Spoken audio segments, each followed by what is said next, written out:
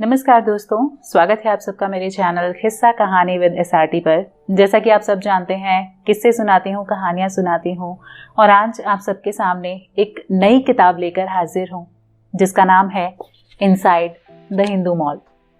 इसे लिखा है अभिजीत सिंह ने, जो कि बहुत इंटरेस्टिंग है, जैसा कि आप नाम से ही देख पा रहे होंगे, इनसाइड द हिंदू मॉल।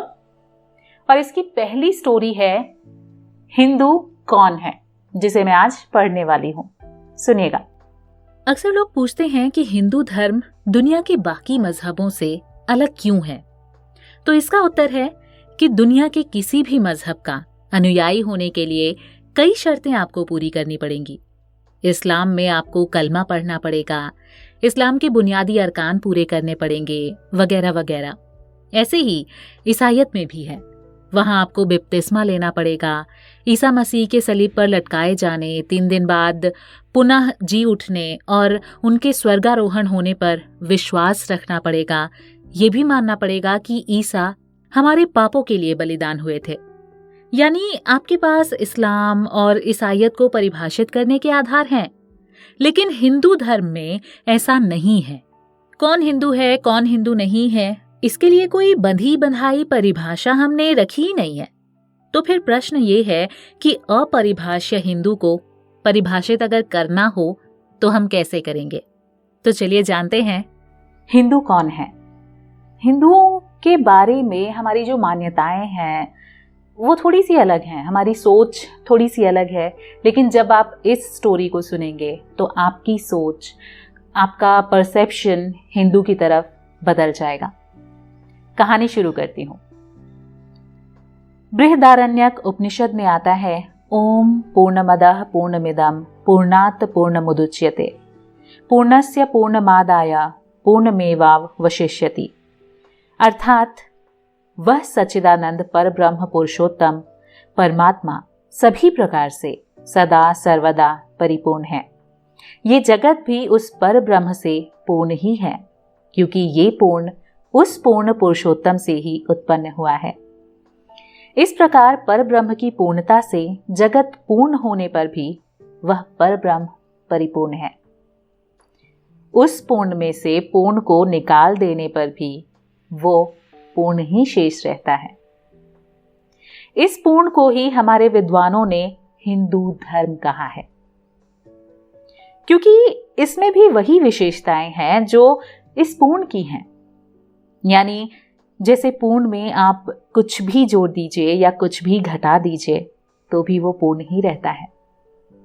इसी तरह हिंदू धर्म है।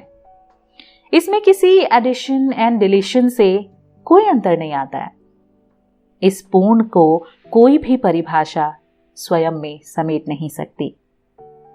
तुम इसलिए हिंदू हो और इसलिए हिंदू नहीं हो जैसी कोई बंधी हुई परिभाषा हमने कभी दी ही नहीं। हमने जो परिभाषा दी वो बंधी हुई नहीं थी। तो अब प्रश्न आता है, तो फिर हम हिंदू मानते किसे हैं? हमारे ऋषियों ने हर उस व्यक्ति को हिंदू माना है जिसके कारण ना तो मनुष्यों को और ना ही किसी भी जीव जंतु या प्राणी को कोई पीड़ा हो, जिसके कारण किसी को भी अपनी उपासना पद्धति का अनुपालन निर्बाध रूप से करने में कोई दिक्कत ना हो, और जिसके होने से प्रकृति और नारी दोनों ही सुरक्षित रहे, वही हिंदू है। इसलिए इस परिभाषा पर खरा उतरने वाला कोई हमारे पास आया और आकर कहा, मैं नहीं मानता कि वेद अपौरुषीय है, फिर मैं कौन हूं? हमारे ऋषियों ने कहा, तुम हिंदू हो।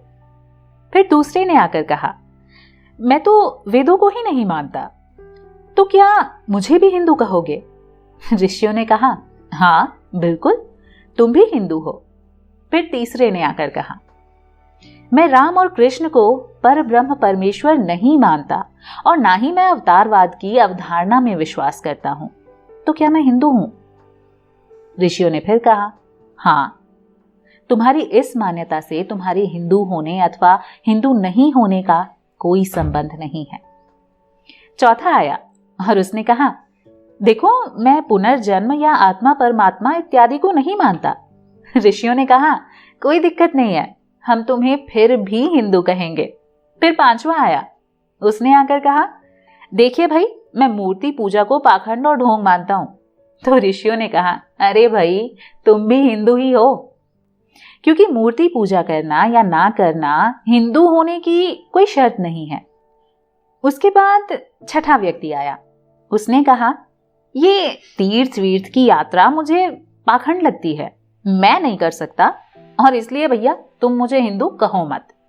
ऋषियों ने कहा, भाई अब तुमको भी तो हम हिंदू ही कहेंगे, क्योंकि तीर्थ यात्रा के संदर्भ में महाभारतकार का वचन है कि जो व्यक्ति लोभी, कपटी, क्रूर और अभिमानी है तथा सांसारिक विषयों में फंसा हुआ है, वो तीर्थों में स्नान करने से पवित्र नहीं हो सकता।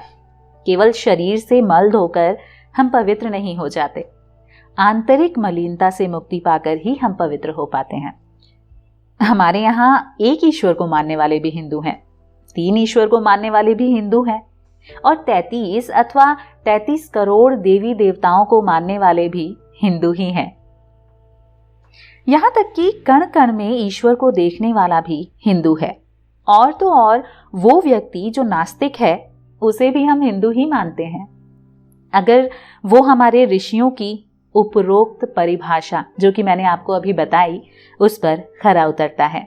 हमें ये कहते हुए गर्व है कि हमारे धर्म में हिंदू धर्म से बहिष्कृत कर देने वाली कोई प्रथा कभी नहीं रही।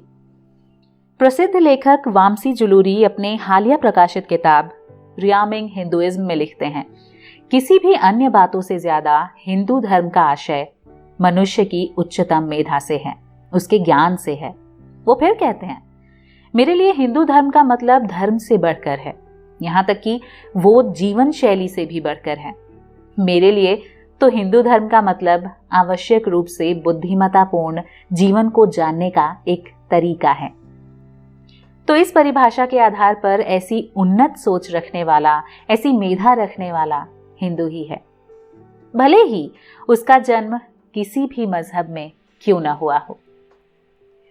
उम्मीद करती हूं मेरी ही तरह आपकी भी सोच बदली होगी हिंदुइज्म को लेकर।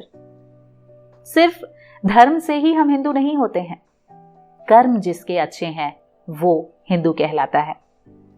और इसकी अगली कहानी है, मैं पूरी हिंदू हूं और आप पूरे जैन हैं। इस कहानी को सुनना है तो बने रहिएगा मेरे साथ।